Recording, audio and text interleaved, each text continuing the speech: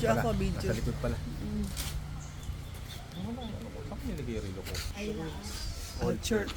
Old church ruins kami Pero yung ngayon. name niya talaga original is Parang yan.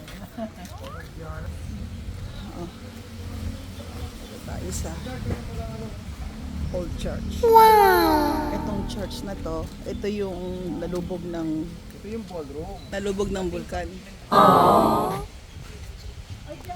Ginobooks or Aralin Panlipunan na ano siya. Old Church Park. Pero sa among the days, wala dito siya. Yung siya for private, so like you stick here. So, ano siya. Na po yung open forbidden niya yung story na wala di ato. Ako nang balong ko kay Master. Now this grade of student. Kano siya 1623 starting establishment.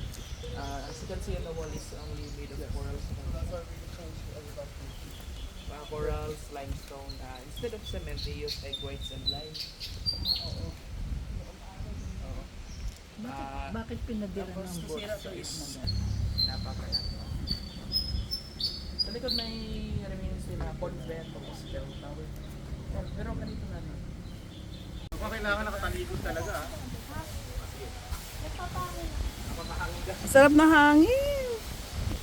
Yan lang po sa likod.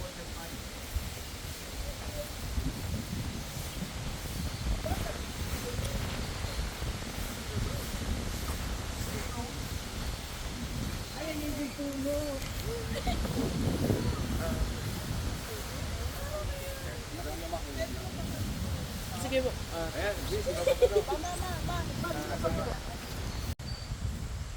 Old church ruins.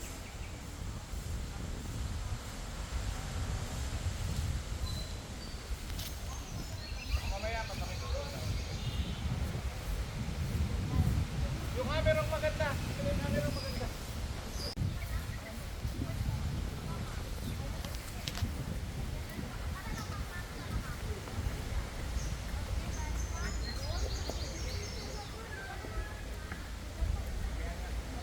Parang ito yung mga kwarto-kwarto dati, no?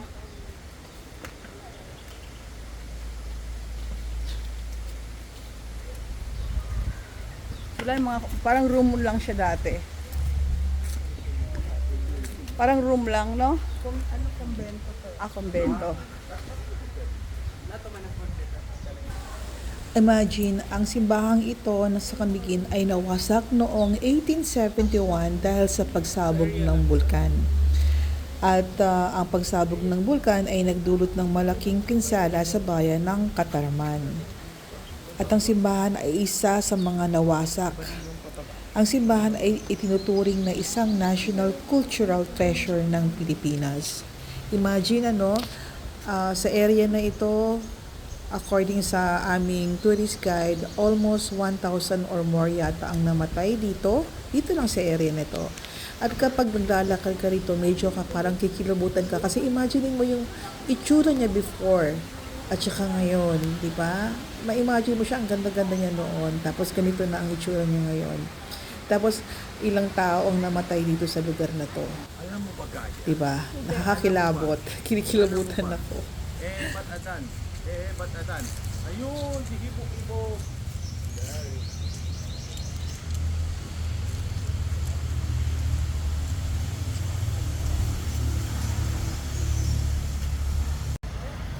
Ayan o, Cotabato.